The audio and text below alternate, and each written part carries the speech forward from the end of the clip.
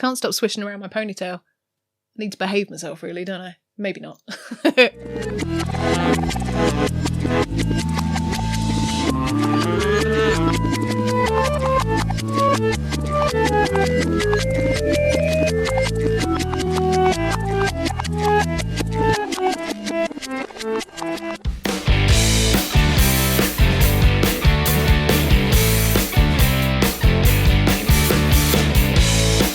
So I think that's almost this arm now. This is where I do have the majority of my tattoos, so it'll be fairly quick for the rest of them. So I have a little Deathly Hallows tattoo on the top here. I can't remember the name of the studio, but basically it's 3 of us in our friend group that have a Deathly Hallows tattoo. Me, my friend Amy, and my friend Alice. And we all just have little matching Deathly Hallows. And it was done by a guy, I think, at Southsea Tattoo Co. Now, there is, this one is a little shonky. It has got, a bit of a flat line here to the circle, and it's not done fantastically well, but it's passable, and it fills a gap, so it doesn't really matter. And also, it's a tattoo with my pals, so that's quite cool. And then I have this little cupcake spider that's on the back of here, and the cupcake spider was a Help for Heroes tattoo, and basically they did them at tattoo conventions. Tattooer called Amy, I think it was. At least I think it was Amy. I might have got it wrong. She was doing these tattoos, which were 20 quid each. And yeah, you just sit down, get it done. I think I've got a picture of me getting tattooed from when I got this done at, I think it was Portsmouth Tattoo Convention. It's a cute little tattoo. Would I get it again? Probably not, but it's cute. And also it's out of the way, so I don't see it very often. I have just a few other tattoos on this arm as well. I've got 3 more on here, which were all done by the same artist, done by Tem Sosa. Tem is another really great traditional tattoo artist. The first time I got tattooed by Tem, I was at a tattoo convention in Doncaster, and she did this horse for me. Originally I wanted to get a candle, but she really loves tattooing horses, so she was like, you want to get a horse? So I was like, all right then, let's just have a horse. So she did it, so it's coming out of my skin. She also made it quite kind of ghostly looking, so Tem's big into her animals, and so yeah, she just taught me into having a horse. Then once I'd got that one done by Tem, I was like, oh, actually, I'd quite like to get a few more bits done by her. So I then went and got tattooed by her again, another different convention. Can't remember which convention it was. I think it might have been Tattoo Freeze. It was a convention that used to happen in January because it was the first one of the year, hence being called Tattoo Freeze because it was always fucking freezing. Yeah, so I got tattooed by her there. And she did a couple of big bugs for me. So I got the big blowfly on my arm. Now, interestingly enough, the legs don't match up on this, and there's a couple of bits missing from him. Also, there's a blowout in this one as well. It looks fine, there's no problems with it, but it could have been slightly better executed. And then where it's healed as well, it's got a bit of a gap in the ditch where the scab didn't form properly, and then it's kind of just patched up, and the same thing sort of happened on this one here. So I think just the style of tattooing that Tem does, it's just kind of forced a bit of a problem with my ditch, but it's fine, it's not a problem. Yeah, so the leg on here doesn't quite match up to where it should be. See, it sticks out here, it shouldn't be there. It's missing a little mouthpiece here, just a few little issues with it, but not the end of the world. And there's the blowout there. Just this part is very difficult to tattoo though, so yeah, you just have to be very careful with it. And Tem also did the big bug that's on the back here, which is this rhinoceros beetle. And I've never been able to look at this one properly, so I don't know if there's any mistakes in it. There might be, but I just wanted some big bugs, kind of where I was at with those. And I just really like him. I think he's really cool. He could probably do with another colour top up as well, to be honest, because his colours all dropped out too. But as I said, over the next couple of years, once we're out of the panny D, then I will start getting them topped up again. So then I sort of had a little bit of a break in getting tattooed for a while. I was in a relationship with somebody who didn't like me getting tattooed, so I stopped getting tattooed for a while. Don't ever do that for somebody else. It's your body. If somebody isn't comfortable with you being who you are, then I would say that you probably need to not be with that person. But mistakes happen in your life and you learn. Yeah, I just Anyway, so I didn't get tattooed for quite a while. After a while, decided that actually, screw you, I'm going to get tattooed anyway. So I started getting more bits done, and that was when I booked in for my War of the Worlds sleeve. So I started with that. Now, my War of the Worlds sleeve is done by David Corden, who is a phenomenal tattooer, and I knew as soon as I saw his work that he was just going to be the person that had to do this tattoo for me. I had a couple of fits and starts with getting this tattoo started with different artists, and I'm really, really glad that happened, because if it hadn't, I would have ended up with a piece that just is not as good as what I've got now. Originally, I had spoken to Hannah Aitchison about doing a War of the Worlds piece for me, but she didn't know the reference of what I was going for, which was the 70s War of the Worlds album, and she was kind of going off on the 50s sci-fi route of things, and I really didn't want to take it in that direction. I just kind of decided that no, she doesn't really know what I'm talking about, and I just need to find somebody into the album, like not as much as me, because I don't think anybody's into the album as much as me. I just need somebody that knows it and knows that style. And then I saw online this Fangs piece by David Corden, and I was like, oh my god, who the hell is that? And why is he not tattooing me? And so I did some research, I found out about him, I found that he was like a pretty brand new tattooer, which is incredible. And I was thinking, well, if he can tattoo like that and he's new, then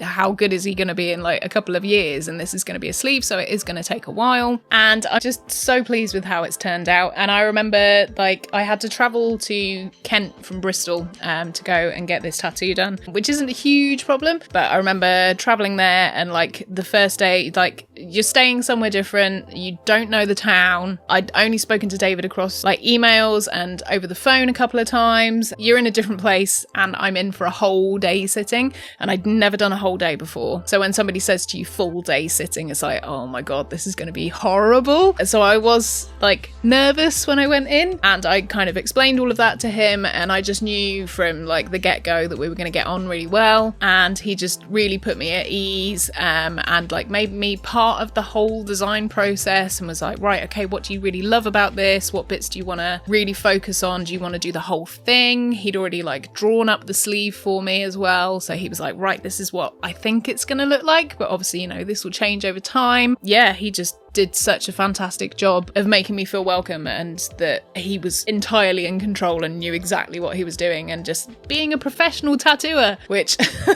some people I'd experienced in the past hadn't been like that. And yeah, just like from day one, I just knew it was going to be a really easy process. And so we started off like, obviously with a sleeve you have to start off from the bottom, because you need to make sure that you've got enough space so you're not cramming everything in towards the end, because you can always take stuff out from up here, but if you're working downwards, then you know you might end up having to squash things in. And I started getting this tattoo 10 years ago, so it has taken me a while, and we're kind of, you know, about halfway through, I would say now. That was for a few different reasons. I had like some big life changes, basically money problems, moving, and then he moved up to Edinburgh from Kent, and yeah, just like was not in a stable situation at all to be getting tattooed or dedicating that amount of money to getting tattooed. So it just kind of all sort of fell by the wayside for a fair few amount of years. And then when I did go back to him about 2 years ago now, we've remained friends through this. Like obviously when things are happening in your lives, then obviously you drift apart a little bit, but I dropped him a text one day and just went, hey, I'd like to start my sleeve again, would that be okay? Because some artists, if you leave it for a certain amount of time, they're like, no, you're okay, I think we're done. Whereas he was just like, yeah, of course, yep, let's start all over again, and was so kind enough to also keep charging me the rate that he started charging me from the beginning, because now his rate is completely justifiable and definitely should be exactly what it is. But yeah, I'm just so thankful that he has just looked after me as a client and just been a really good friend. So yeah, find you a David Corden somewhere in the world who is that much of a good artist. I can't say enough kind things about him, really. And so yeah, we are, as I said, about halfway through now. If you know Jeff Wayne's War of the Worlds, then you will know what the album artwork is.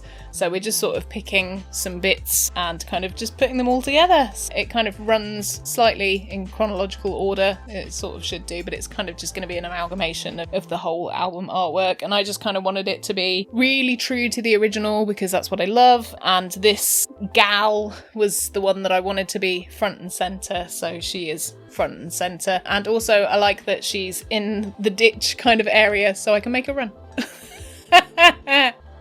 Makes me laugh all the time.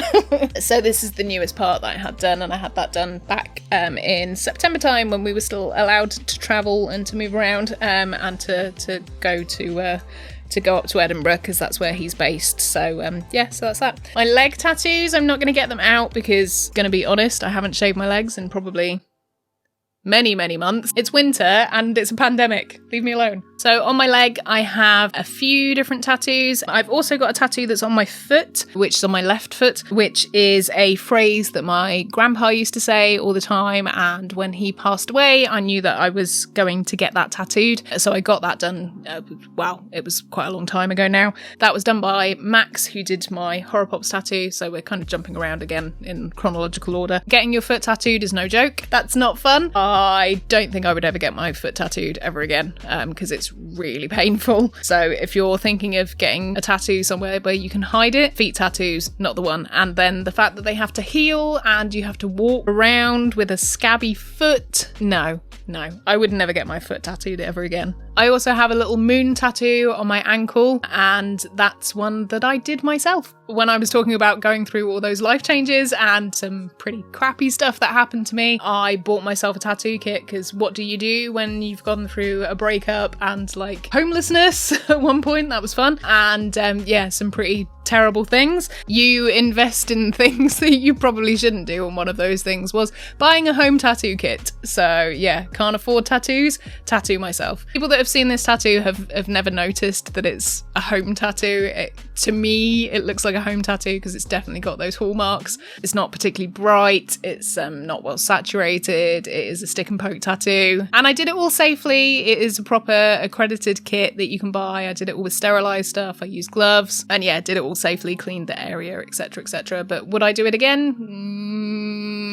No, I don't think so.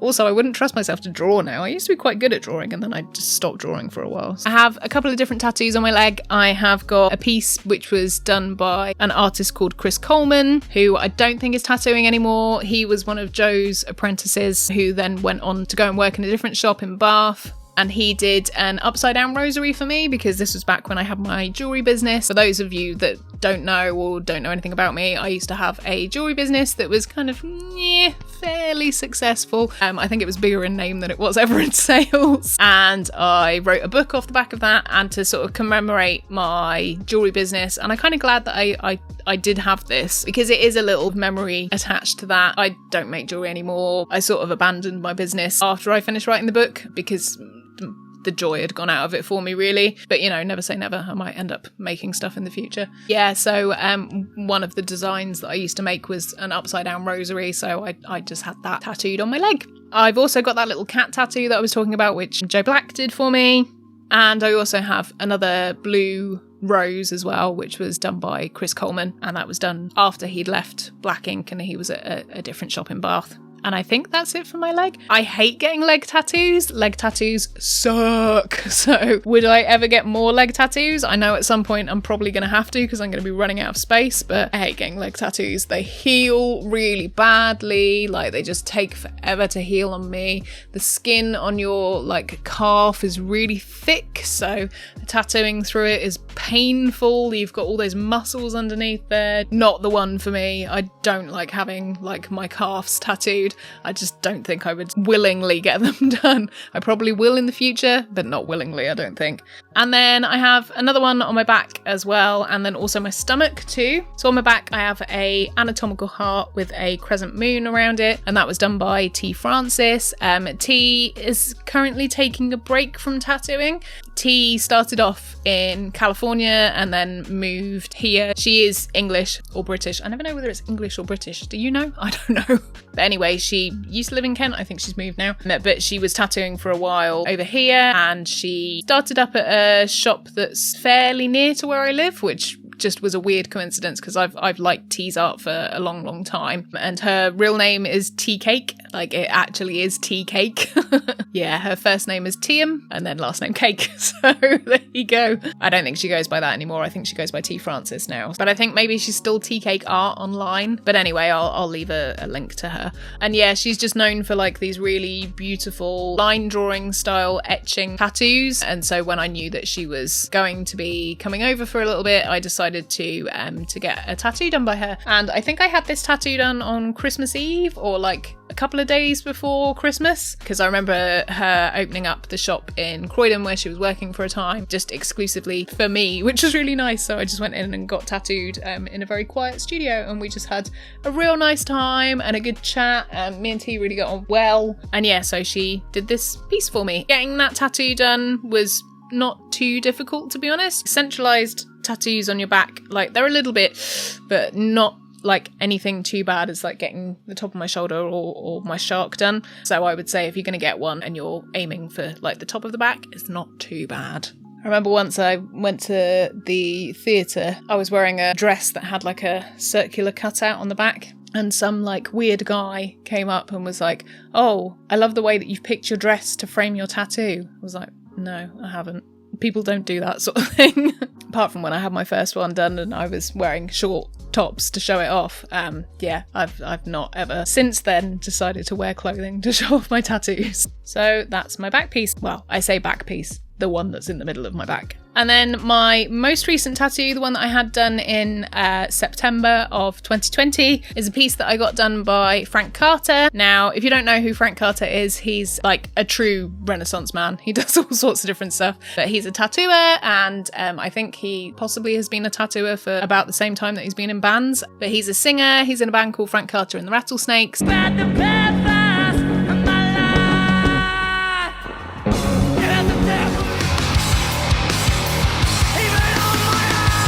He was also in a band called Gallows and like a few other bands over the years. But like Frank just does the kind of style that I like that big, bold, traditional in-your-face tattooing. And so I just really wanted to get a piece by him. And so he did this little cat on my leg. I went in with like no preconceived ideas at all of what I wanted to get. I just knew that I wanted a piece in his style. So I decided to just pick some flash on the day, which was what I really wanted. And so he gave me his portfolio. Like, his style is really kind of like cool, sketchy, rough and ready designs. And so I was just like flicking through his portfolio and I was like, "Oh, this one's cool. I like this one." And he was like, "Well, what kind of stuff do you like?" And I was like, "Well, just anything sort of creepy, spooky, weird." He was like, "I've got this cool werewolf if you want a werewolf." I was like, "I do want a werewolf." But it was kind of in a bit of a different style from his standard style. And I wanted to get his standard style. So the werewolf was more sort of watercolor style. And I just kind of wanted a big punchy, you can see it from a mile off and know it's a Frank Carter. And so it's right on the centre front of my thigh because I just thought, why not? I'm probably not going to get loads of tattoos on my legs. So putting it like centre front was a good idea. Originally, he was thinking about kind of grouping it together with all of my other like lower leg tattoos. And I was like, nah, I just want this to stand out and be its own thing, really. And just like the whole tattooing process was really easy. Frank's opened his own shop now. And before it was a little bit difficult to get booked in with him. And I tried once before and he was in between touring cycles and things, so I couldn't get booked in. And then so once he had his own shop, I was like, right, okay, now is the time. So yeah, really just lovely shop. I turned up outside and I was about 10-15 minutes early, so I just sort of like, it was a nice sunny day, so I just thought, oh well, I'll just stand outside the shop and not bother them, because there's nothing worse than turning up to a tattoo appointment early and they're not ready and then you're sort of just like awkwardly hanging around. So I'll always just wait outside until it's my turn. And as I was waiting there, the door opened and he went, "Hey, Nikki." And I was like, "Hey, that's me." And he was like, "Yeah, I'm ready, come on in." Frank's shop isn't a street shop, you can't just walk in. But it was nice to know that he was waiting out for me because like didn't want to be that eager beaver person that's banging on the door to get in before it's your time. So it was just me, him and the apprentice in the shop on the day, which was great because during COVID times obviously you've got to be super secure and safe, and he likes to book his appointments in early. So I was in from I think 9:30, possibly 10 o'clock. I was definitely the first appointment of the day. And if you're ever nervous about getting tattooed, I can really highly recommend just booking the first appointment of the day, because you get it over and done with and then you're not having to wait around all day to get your tattoo done. So as I said, I went through his flash and picked some stuff out, and he was like, "Okay, that's the one I really want to do," which is the cat. And he was like, that's just really cool, so let's just do that one. So placed it all up, checked it all out, that was fine.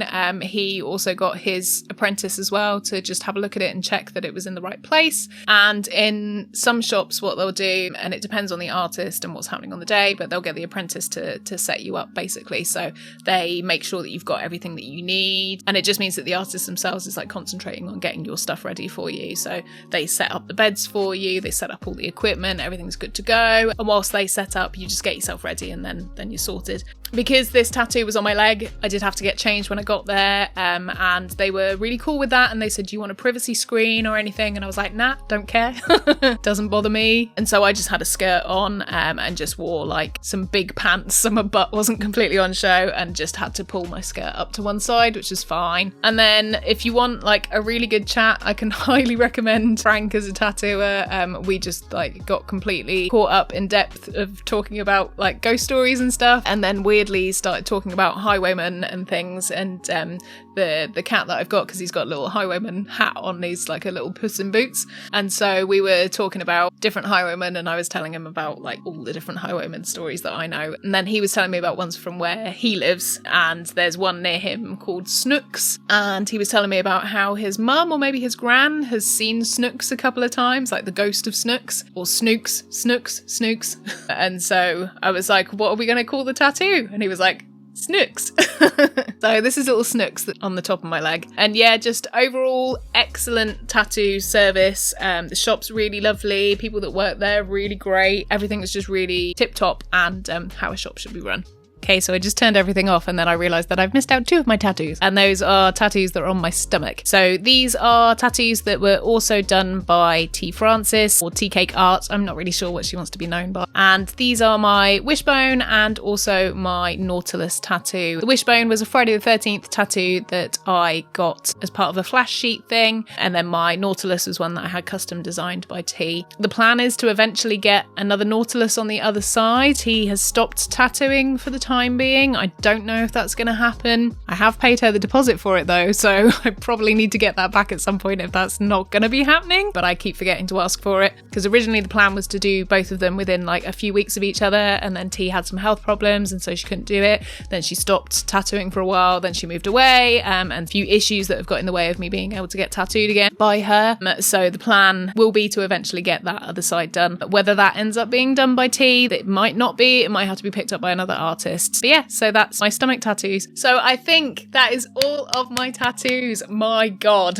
how many different parts did we end up with in the end? Obviously I've not edited this video yet, so I don't know. I've been recording for like nearly 3 hours now, so that just tells you how many different stories there are behind all of these. A couple of top tips for getting tattooed. Don't ever be nervous. If you want it, just book in and get it done. It really isn't that much of a big deal. If you hate it, you can just say stop, and you never have to have a tattoo done ever again. I would say book in for about an hour for your first session. Don't go too ambitious unless you really think you can handle the pain. You kind of need to know what you're letting yourself in for. It can be a bit of a shock to the system if you've not felt anything like that before. And just big meal, stay hydrated, have a bottle of Coke, take some snacks with you, take salty things and sweet things, because you need both of those things when you're getting tattooed. Don't give yourself a sugar rush, because you will have a sugar crash, and then that's going to be much, much harder. For me, getting tattooed as an anemic person, it's much easier now. I almost have my anemia under control. The last time I got tattooed, I didn't feel like I'd been hit by a bus. So if you feel like you've been hit by a bus after you've been tattooed, I'm not a doctor or a medical professional, but you might want to get your iron levels checked, because it's hard